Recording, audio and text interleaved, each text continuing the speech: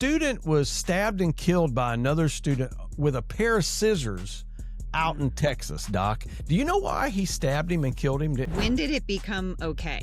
Like, when did it become okay for teachers to be beaten up at school? Safety is a prerequisite to kids gaining a decent education. How are you feeling? And being honest, not just like, oh, it's okay. You know, I got it. It's all right. Just make it to June kind of a thing. Or let me just make it to Friday. Student in Atlanta stabbed with scissors a student in the eyes just before the Christmas break back at the end of 2025. When we talk about school violence, everybody almost always jumps to mass events like Parkland or Sandy Hook. But the reality is that the most common violence happening in American schools is not that type of violence. It's student-on-student violence. It's fightings, it's stabbings, it's sexual assaults, it's daily physical aggression. And what we want to talk about in this video is we want to make it clear that the violence that's happening in schools is not isolated behavior. Rather, it's a systemic problem with serious consequences for students, for student mental health, for teacher mental health, and long-term sustainability in teaching profession. And so, Doc, I'm curious, have you ever experienced any student-on-student aggression?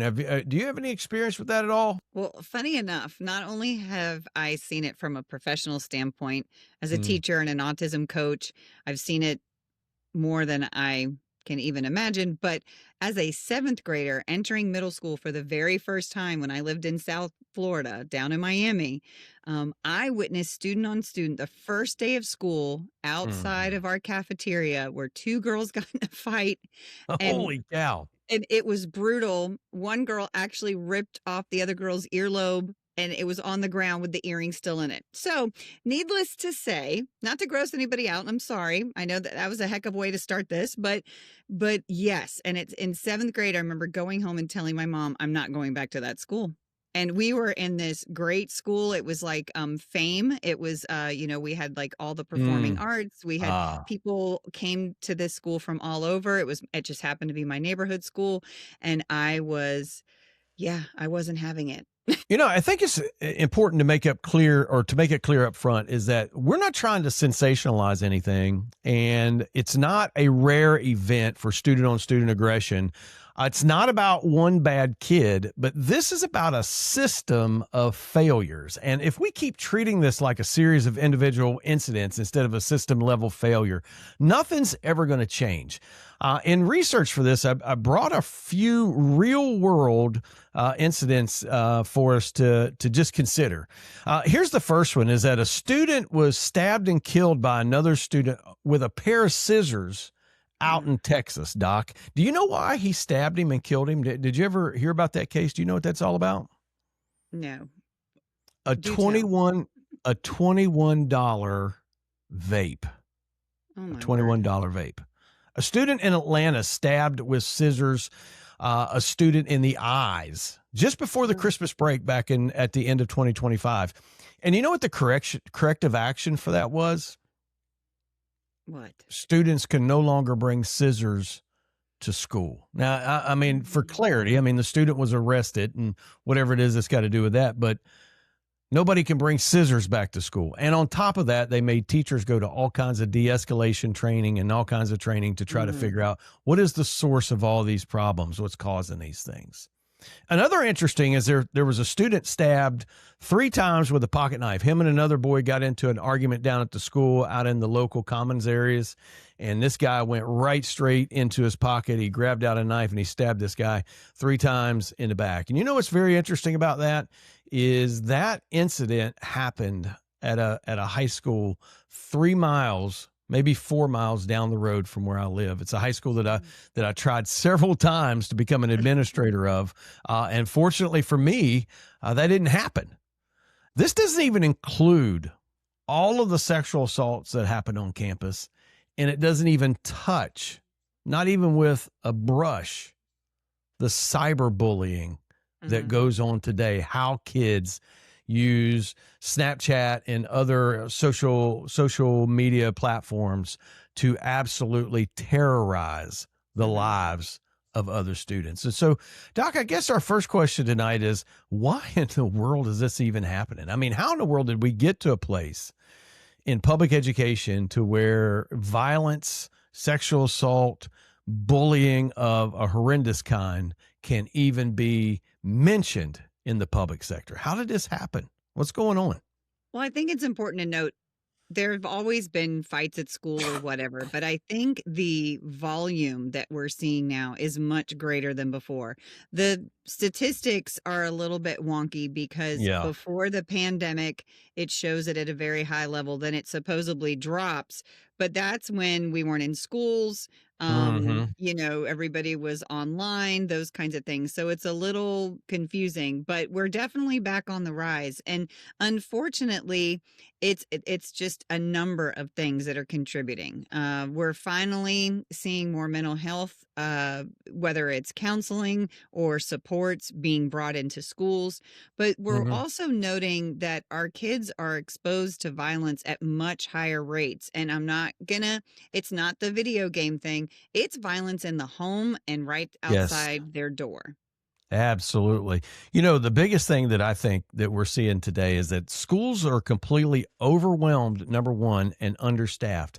In Mhm. particular, as it relates to the mental health crisis of students and a lack of mental health support in schools. I can Mhm. remember for years, I taught the youth mental health first aid course to people in our district. And the whole idea was to try to teach teachers how to triage some of these mental health crises that students would face on a day-to-day basis. And when did it ever come to be the responsibility of the teacher to be a psychologist in the classroom? How did we get to that? Well, again, just like you just said, there aren't enough resources, and we're very behind the eight ball with this.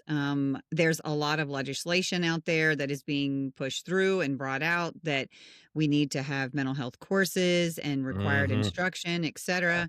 And Absolutely. again, whose responsibility does that fall onto? It typically falls onto the teacher. So unfortunately, I think the intent is there. Like they mean well. We're trying to fix a very broken situation. But like you said, it's a systemic issue. Hmm. And interestingly enough, if you think back, 20, 30 years ago, some of our rural schools, the kids used to come to school with the shotguns sitting in the back of the truck. And I did. it, right. And it Hmm. wasn't even an issue. So it's not just, it's really looking at the whole, and it's looking at what is impacting kids today. And if you just talk to them, you'll hear a lot of violence, like I said, in the home, right outside, Hmm. in their neighborhoods, etc. So, one of the things that I hear online quite often, in particular here on YouTube with our channel, is that what all these kids need to be is disciplined, and whenever they took the paddle out of school, this is when all this stuff happened. And I think about that, and I think that there are some inconsistencies in discipline, but maybe one of the reasons why, and you can help us out right here, is the fear of litigation and There you go. compliance overriding safety decisions. What do you think about that issue? So, just on a personal level and looking at schools, this is year 28. So, been doing it a while and have watched as teachers and especially administrations have become extremely frightened of being sued, and it is thrown Mhm. around quite often. Parents can threaten a teacher, I'm going to take your teaching license, and then you start thinking about, oh my goodness, where's all my retirement going to go? I mean, it's just it's a mess, and that has definitely made people afraid. So, and that's what we've seen a lot of. So, yes, this has been an issue for quite some time, but as Mhm. people get more litigious, as the system is broken and there aren't any repairs, it just keeps this, it's like this snowball, it just keeps getting worse and worse and worse. So I know in Mhm. our area, and maybe this may not be the same for everybody else, but one of the first things that parents jump to whenever their kids are in serious trouble and they know it is they want to jump to, well, we're going to sue you, or we're going to take you to the school board, or we're going to take you Mhm. to the Department of Education, which I have been brought before all of those.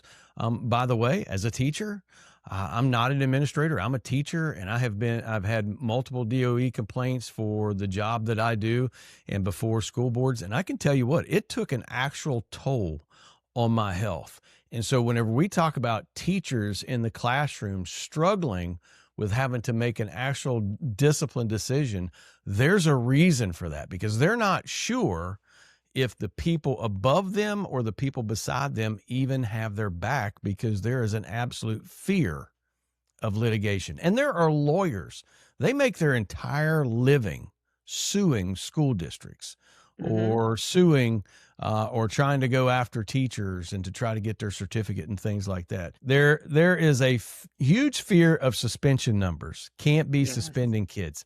Listen, share with everybody. I'm the dean of students at my school. I've been suspending kids since suspending was not even cool. But that is a real issue. And, there was always this push to lower suspension numbers as a school goal and as a personal goal. And I finally cut that out. All right. And I went with let's lower tardy. Let's not worry about suspension because here's the deal. If your kid comes to school and they are BAD, they need to go HOME. And here's the reason why. It's not because we're trying to correct them. It's not because we're trying to punish them. It's because we're telling them that if you come here and you behave that way, there are boundaries. And if you cross those boundaries, you cannot be here, period. That's the bottom line. You can't be here if that's what you're going to do. And I think everybody should know that this isn't about kids being worse. It's really about a system being unprepared to handle the reality of what students are bringing to school. And you talked about that just a little bit about what students deal with at home. How does that affect them when they come to school? So again, what we're seeing is we have a system that is broken and we have a system that is pretty archaic because we keep trying the same thing and just repackaging it differently. I'm super interested to hear a little bit more with the people who have taught special ed because I was an autism coach down south and I know it was almost expected that there was violence in our classrooms because, well, that's why they're there. They need that smaller setting. And it Right. was like, well, wait a minute. That doesn't mean it's okay. Like, so we had to work really hard to put things in place.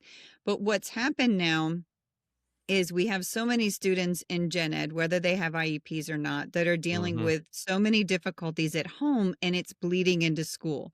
So that's when the teacher has to have all the different hats: counselor, nurse, mom. How many times do we have kids that call, my school mom or whatever? So Mm-hmm. we're seeing things are not staying behind closed doors, and we're really seeing that impacted in our classrooms. The things that students bring into the classroom and the school, they definitely affect the school community Mhm, and they affect teachers.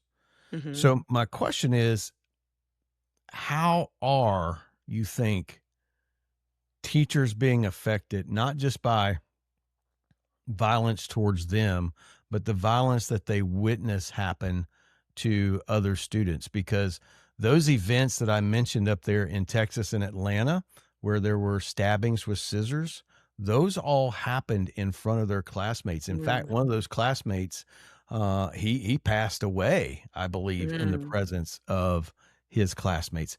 How does this affect teachers? Again, we look at the mental health issues, but we also look at the medical issues that a lot of Yes, teachers are facing. Um, 100%. we throw on that smile and suffer from I'm fineitis. I'm fine, I'm fine, I'm fine, I'm fine. And it's Mhm. this perpetual state, which then becomes our norm. And it just takes a toll on our body. It takes a toll on our mental health. It takes a toll on our relationships. I've seen way too many teachers get divorced and a lot of strained family relationships. This isn't Yes, just a Florida issue. This isn't just a South Florida issue. This is a right. national issue, and we keep That's right. trying to do the same thing. We need to do something new and It different. absolutely is. I think that the number one thing that teachers deal with as it relates to the student on student aggression, student on teacher aggression is they get into a state of hypervigilance. Mm-hmm. right? It's as if their brain and body is preparing itself every moment for the next attack, whether it's a Mm-hmm. verbal attack, whether it's a physical attack, or whether it's a perceived attack from the administration or from the district or from another parent. How does the hypervigilant brain affect the ability of a teacher to work effectively at school? Well, that's just not it, right? So your body is running on high alert all the time. Think of a motor running, just constantly revving up high and never comes down. How many teachers do you know that are on some sort of medication to deal with either anxiety or depression? Well, I they're either on a medication or they're on a bottle of wine, a lot of them. I Or mean, you self-medicating. see those teachers that you see those teacher memes all the time. It's wine 30 or it's wine Yeah. whatever. And I'm not here to talk about whether people drink a little bit of wine or anything. It's not the point, but we can find ourselves when we're in a state of chronic stress and chronic hypervigilance, start looking for ways to self-medicate. Mhm. So And that absolutely. And that's right. So that's why a lot of the times when I'm working with teachers, I'm asking them, what self care are you doing? How are you taking care of you? Let's take you out of the classroom for just a minute. What are you doing to take care of yourself? Then, once we establish that, then we start talking, what can you do during your school day That's to right. take care of yourself? That's So, right. there are solutions. So, I know there's a lot of negativity and there's a lot of stats that are just scary, but that classroom is your king or queendom. So what can we do to protect that space and protect you in that space? I also think, Doc, in wanted to talk about the term moral injury. And whenever I Mm. say moral injury, it's the idea of asking teachers to support something that they can't get behind. We have these violent students in the classroom and we have them in the school, and we're being asked to support them while oftentimes overlooking or even ignoring the victims. How does that play into the psyche of our teachers? Well, again, 99.9% of the teachers that I've met are the most caring, loving, selfless people I've ever met. So our hearts bleed for all the kiddos in that class, and we want to make sure that everybody's safe. So we really take on Mhm. a lot of that responsibility. So we Yes. need to look at how much is ours and how much can we take on, and then how much do we need to let go. So it's, again, it's a balance, and it's just being super aware of your mental health, your physical health, and your day-to-day routine, because if we just kind of let that little drip just keep happening, it's those little things that add up. Yes. So we really need to be aware of that. One of the things that you mentioned right there, and it's also a topic that I talked about in a video I just loaded up on Saturday, is that we're being asked as teachers to do things that teachers were never intended to do. And not only does that take an emotional and mental toll on us, but many of us, we're not psychiatrists. We're not mental health counselors. And in many cases, we're trying to help students and we're giving them maybe not the best advice because it's not our field. We're doing the best that we can, but it might not be the best. How is how do we differentiate then? What is our responsibility and things that we can affect versus things that aren't our responsibility and we can't affect them? How do we differentiate on those? I think one of the biggest things is having a support system in either in your school or Mhm. online like this, but being able to bounce ideas off to understand if something is your responsibility or it isn't. I mean, at the end of the day, we can only control ourselves. We can't Mhm. control anybody else. We can set things up in our classroom to influence things, but we are not responsible for the control of others. So I That's just right. think it's really, really important to have that support group, and without that, I don't even know where I'd be. I don't know where I would be either because, for clarity, Doc and I worked together for quite some time, and we have been in some of the most contentious meetings We have dealt with some very difficult Mm, student on student things mhm, at school that I wish we had the freedom to talk about, but we don't. And I say all that to say this is that number one, we're speaking from experience. And number two, we want teachers to know you're not alone and you're not broken. This is mhm. not your fault. It's not you that's broken.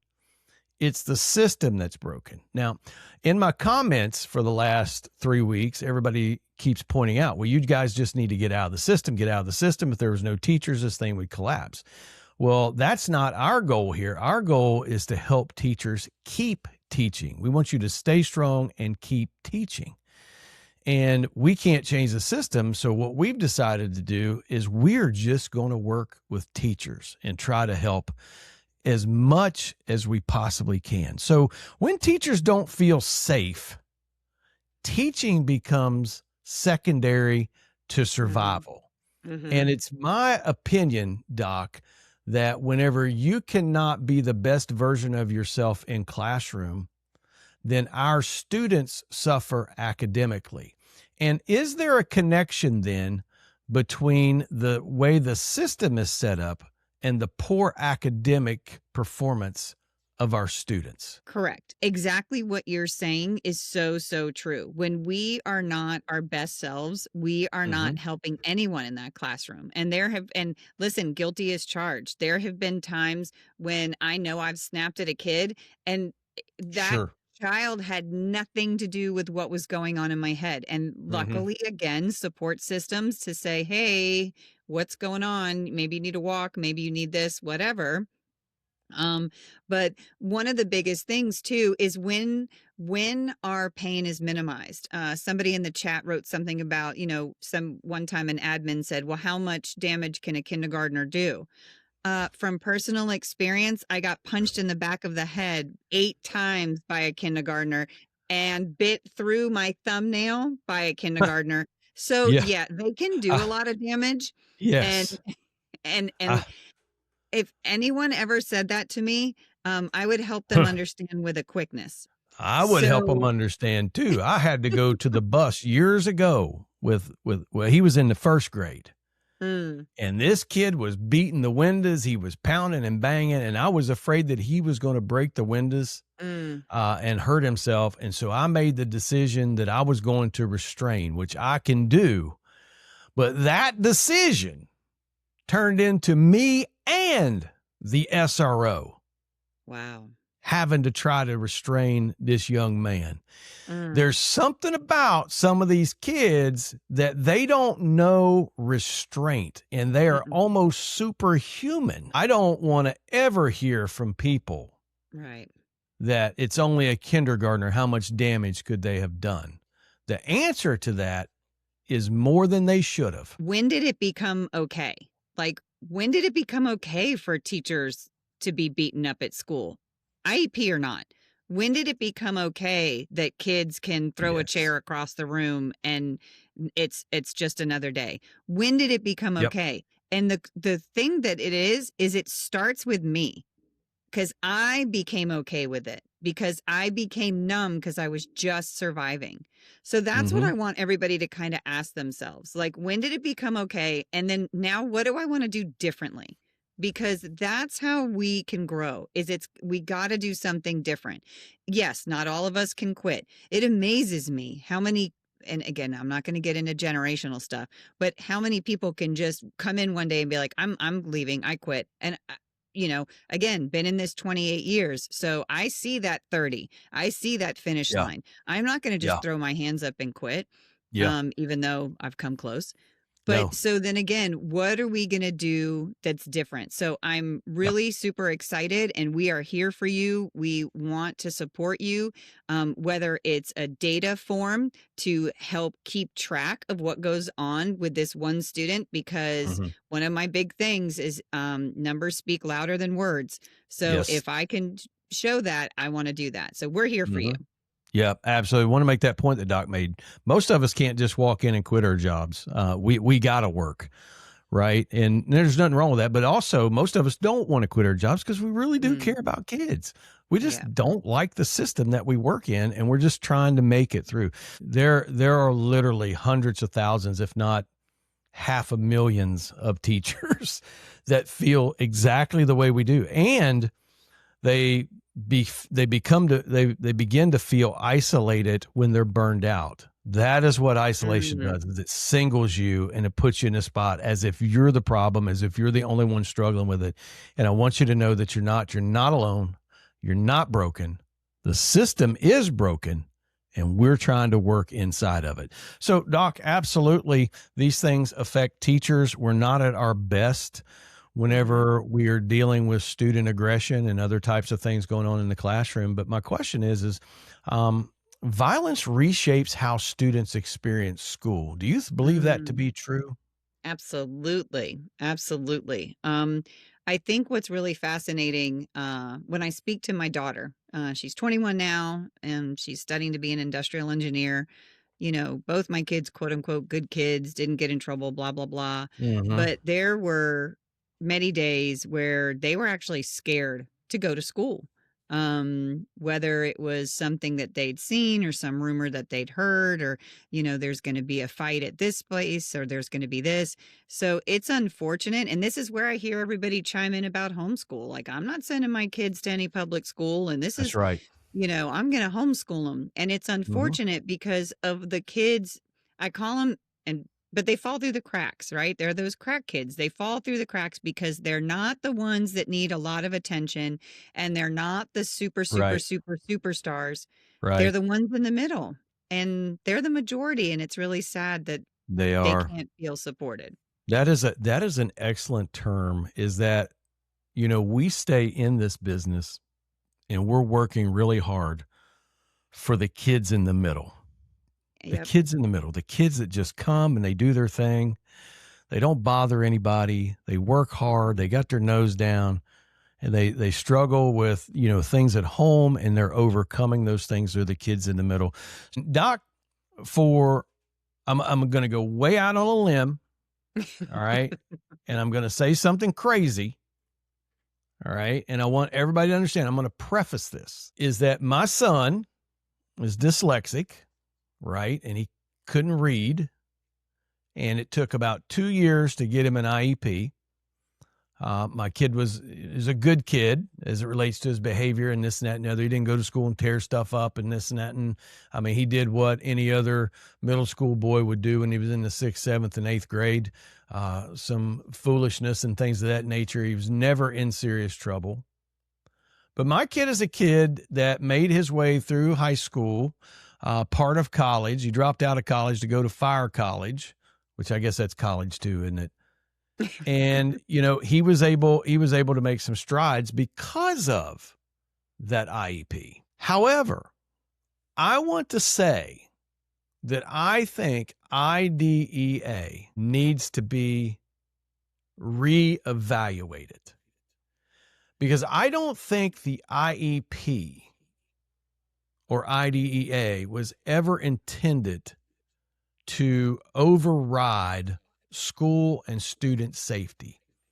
I believe IDEA and the IEP were generated to protect access to education, not to become a weapon against schools and become a way for students to misbehave on a level that is so ridiculous, and then you can't get them out of your school. Feel free to disagree with me, Doc. It's okay. So it's not a full disagreement, right? I do believe that there has got to be some sort of redefining and understanding IDEA. So the bottom line is this: unfortunately, again, the minority, the small few who have weaponized their IEPs and literally use it against us. We have had kids in our office before, and before even I came up here, that would walk in when they were in trouble, kicking, throwing, and everything. Well, I got an IEP. And I was like, oh my gosh, how were you trained to say that? Like, to say that. And again, it's Yes. unfortunate because we don't have the resources, we don't have the support. And then again, here comes that lawyer, or here comes that threat of an Yes. attorney, and it blows up. So that's Yes. why I go back all the time to data, and I go back to free and appropriate education, Mhm. that appropriate, and I keep that data, and then I hand it to the powers that be and say, Mhm. okay, now what? Like, I've done my thing. I've done what I need to do. Here's the impact this is having on our classroom, these other students. Help me understand what we need to do from this point forward. Yep. I want to go back and say, I don't think IDA needs to be gotten rid of. I just think we need to relook at how we interpret and understand IDEA and not put schools in a situation to where federal law prevents them from being able to remove violent students, many of which are gen ed students. And I want to draw another line of delineation, is that we are not talking about students with autism or students with other known disabilities that affect them in that way. We're talking about gen ed students whose parents get them an IEP and then weaponize them against the school. That's what we're talking about. Doc, before we cut out of here, I just want to make this one statement. Safety is a prerequisite for access to education. We talk about this all the time as it relates to classroom teachers and this, and that, and the others, that you got to create a safe environment. You have to have an environment where kids believe that they are safe, whether it's safe to express their opinion, whether it's safe to answer a question in the middle of class that they don't know the answer to, or whether it's actually safe to walk in the door. Safety is a prerequisite to kids gaining a decent education. With all that we have going on, what could we say to teachers that could help them try to maintain some semblance of safety in their classroom? First and foremost, I'm going to want them to do like a self check. How are you feeling? And being honest, not just like, oh, it's okay. I got it. It's all right. Just make it to June kind of a thing. Or let me just make it to Friday. But being honest with how they're feeling, because that radiates out to their kiddos. So be Absolutely. honest with how you're feeling. And if you're not feeling safe, again, we're here. We can give you a bunch of Yes. ideas. We have got to stay safe. Student on student violence and aggression is not an isolated behavior. It is a systemic problem with real human costs. And until policy, practice, and accountability align around safety for teachers and students, we're going to have to keep having these conversations. But more importantly, that's why we need each other. That's why we have to have a place. And that's why Teacher Talk exists. It exists for you. It exists to be a support system for you, because we want you to stay strong and keep teaching. And we also want you to watch that video right up there if you catch this on the replay, because that video is all about student on teacher violence, which is a big deal in our nation.